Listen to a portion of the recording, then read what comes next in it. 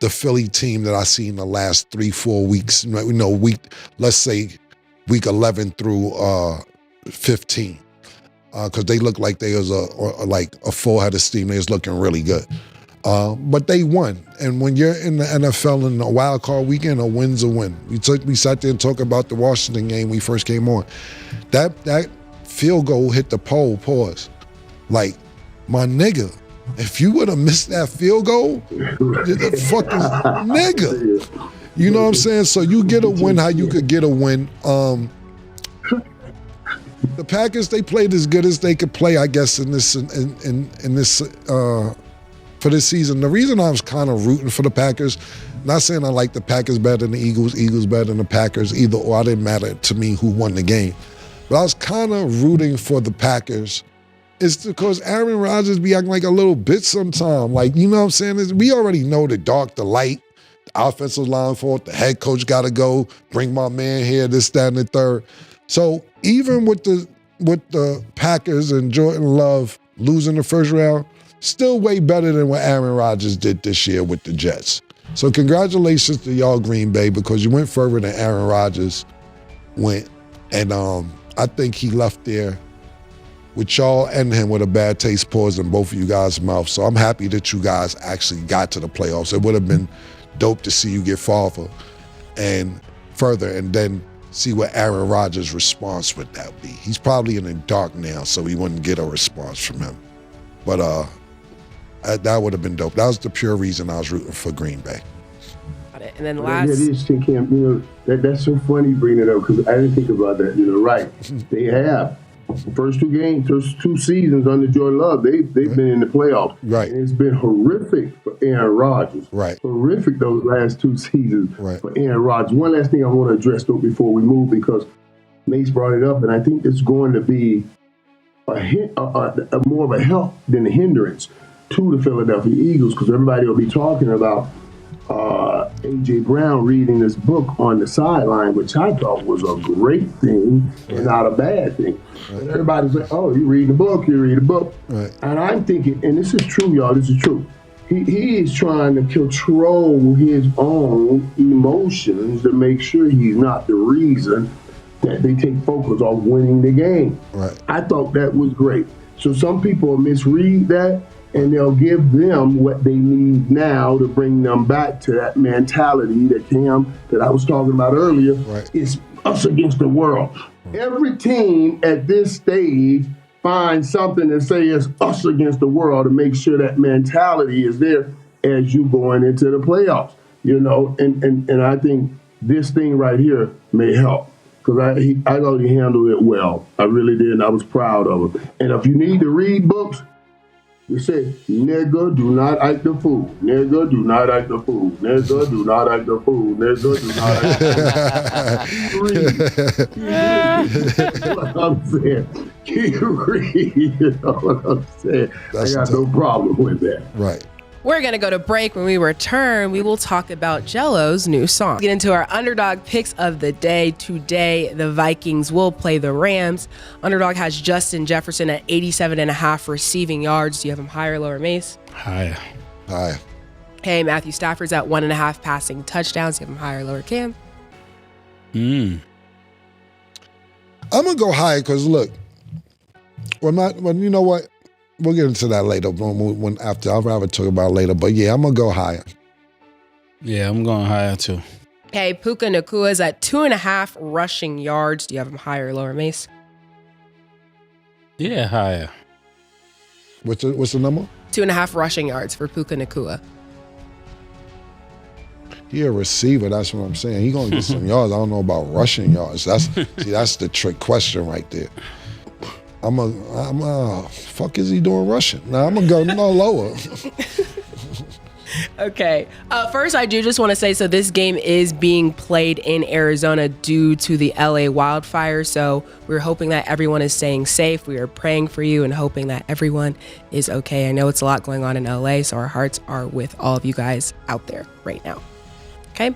And then if you guys like these picks, remember you always get a free pick if you're not already on Underdog. So make sure to support the show, sign up now, and you can make your picks too. We are joined back with our analyst, Michael Irvin. Yo, Mike, I know we got one thing. I want to ask you one question real quick because we only got one more topic before we wrap up. But I want to ask you a quick question because I know you're not back with us until Thursday.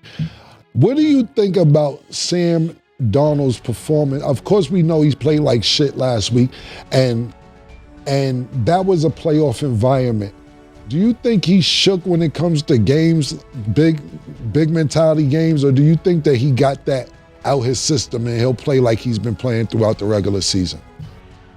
Well, what Minnesota, what they did to him last week, talking about Detroit when they won that last game, Detroit did to him. Detroit was smart. And we didn't get a chance to talk about this, so I'm glad to give them an opportunity. They were coming up the field when they rushed, but they made sure they got somebody right in front of Sam's face. They didn't let him step up in the pocket and make those throws. And that's what got him in trouble. Now, is that a formula that has given Sam problems? Because you go back to that game, you saw all those throws were high. He was missing Justin Jeff. Guys were open. Right. Guys were open against Detroit, but he kept throwing the ball high because they were coming in his face, and he done reset, and the ball goes high. Now, everybody, you can have a formula, but you got to know how. You got to have the players to incorporate that said formula, and you got to understand. Detroit, who lost Aiden Hutchinson, doesn't have their main blitzer, rusher. What they did a lot of TEs. That means tackle ends. When they start rushing, then they switch spots. And the end comes up the middle, and he was throwing Sam off. You're going to see the Rams do some of that to make sure, Sam, did you study this? Did you get over? Are you better at this? Because they'll do it until you prove to them that you can complete a pass with that happening. But yeah, this is the game for Sam. I think the Detroit game was a tough game. It was in Detroit. You were going to lose that game, even though it was a big game and people were going to hold it against you. But, Sam, you got to come up with a game like this to get over the hump and say you're going to win in the playoffs. It was a time that Matthew Stafford was in the same position because he needed to show that he can win in a playoff atmosphere in a big game. And he did that and went all the way to the Super Bowl. So it's been done before. But, yeah, that's Sam's test today. You got to show that you can, whatever they did to you that caused you a problem last time you played, you got to show that you graduated from that problem early on today.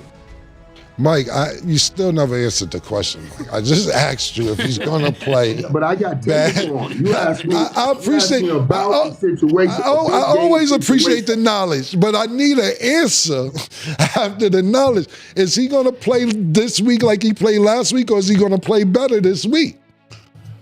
Well, I'm saying I think he plays better. Detroit, because now the Rams, if they still had big boy Aaron Donald, and I said, man, y'all get your money, man. You put it on Aaron Donald, because he can't have people coming up the middle giving him those problems. But Aaron Donald is sitting home counting his money. So yeah, he's gonna have a chance to mark. Sir, mix a lot. This will be the greatest. I think this will be a great game because I think these two teams are evenly matched. But you're trying to ask me, you're predicting what Sam's going to be off of what Sam was with another team. This is the first big moment. He lost last week against Detroit because that was just overmatched. They're not overmatched. No, Mike. So what I'm saying is this. To me, this is not his first big moment. Last week was a big moment because last week was a bye. Last week wins the division. Last week to get you not to play this week. So last week was it wasn't not to not go to the playoffs, but it was a big moment, and that's why I was asking you, what do you think? You're asking him last week to pull up his team and make his team. It's not even just him surviving the big moment. He had an inferior team. In order to prove that he survived the big moment, he had to pull his whole damn team up. His team wasn't better than the team they were playing. That's what I'm trying to say. His team is better than the team they're playing, or at least tantamount, equal to. Now, his job is to pull his own ass up. Now, I can measure him now. You see, I couldn't measure him last week because even if he pulled himself up, wasn't going to be good enough. Your team ain't good enough. I knew you were going to lose that game. And now what I need to see is you play good in the team win because you got a team evenly matched. Then I'll see if you can take that next step where you play good and raise your team up over a team that's better than you. Man, hey, boy, this is as good as Albert Einstein teaching. Albert Einstein.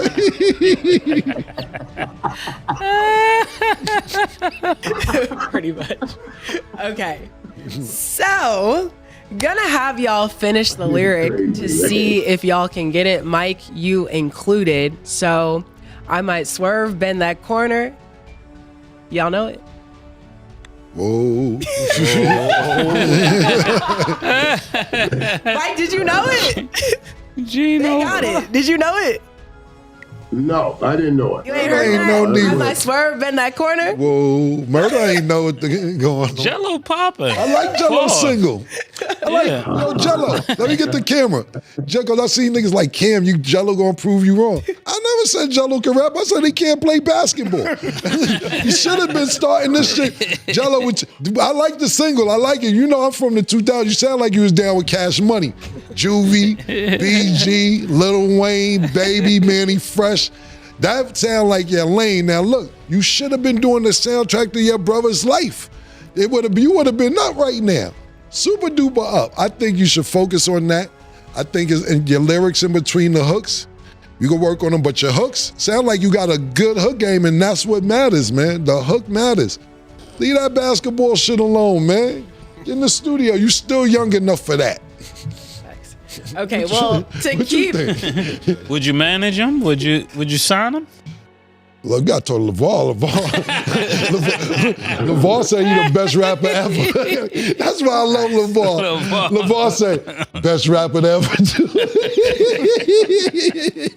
I love that nigga LeVar, man. Well, Mike, I'm going to get you up to speed because for those who don't know, so basically Jello, one of the Ball brothers, he dropped a song called Tweaker. So that's why he said, I might swerve in that corner. Whoa. Yeah. Oh, and they put that in. I saw that, and they put that in that news report, that weather report. Oh yeah, the weatherman did do it too. It's been going crazy viral everywhere, and basically this got him his first slot on the lineup for Rolling Loud LA. So. Oh man, yo, see, put that basketball down, nigga. Put that shit. Fuck that. Fuck that basketball. That ain't for you. You should have been doing this, nigga. Jello, what's his rap name? Jello. Okay, Jello. I'm supporting it. I like the front. I haven't heard of your other songs, but I like the chorus. I'm digging it. Fuck that basketball shit. You got the other brothers doing that, man. Yeah, you in good company of basketball players that make great rappers. No, Mercy. This we fucked it up. He's a good rapper. No.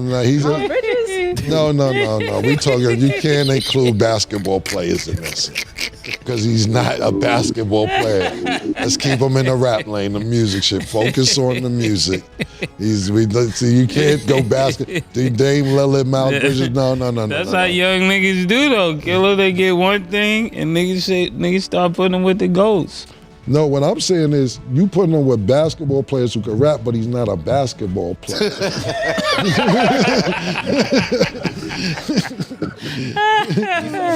That's what I'm saying. It wasn't about the lyrics. It's about, you can't put him with the basketball players who rap. He's just a rapper now. All right. Yeah. Fuck that. It's too late for everything else. With that. Okay, the last thing, basically, Boozy and Moneybagg Yo said they want to hop on the song, so there's a lot of traction. Shout out Jello. That's what's up, Joe. I'm proud of you, nigga. I know you mad at my little take of your basketball shit, but you pushed them in the right direction. Pause. Yeah. We ain't gonna get the credit. Yeah, we pushed them in the right direction. Yeah, man. We ain't gonna get the credit, man. Congratulations, though, man. That's fire. Okay, well, with that being said, Mike, it was a pleasure to have you. Good seeing you, Mike. Too, man. I can't wait. It's going. Hey, I'm telling you, 2025 gonna be right. It's going to be a great year. You guys too, for you too, Stat. I mean, for us, Cowboys, they gonna get right. You take Cowboys. You know, where How do we did get there? the Cowboys come from? It's Steelers and the Cowboys. Well, I'm just saying. All I'm saying My is, goodness, Mike. it's good to have people out with me. Now I'm not the only one out. Good. So we both got to be in the ditch. Come on, out with me. Yeah, that's crazy. Y'all been out though. Exactly. Hey, we are not at the same Don't spot. matter. You go out first, you go out last, your ass went out, and you didn't get the ring. Come on out here. You're out with me. If misery wants company, I need company. Bring your ass on out here with me. That's what I'm saying. That's all. All right, guys. I'll talk to y'all Thursday. All right, Mike, good seeing you, man. Well, that's all the time that we have for today. Thank y'all for watching. And as always, it is what it is.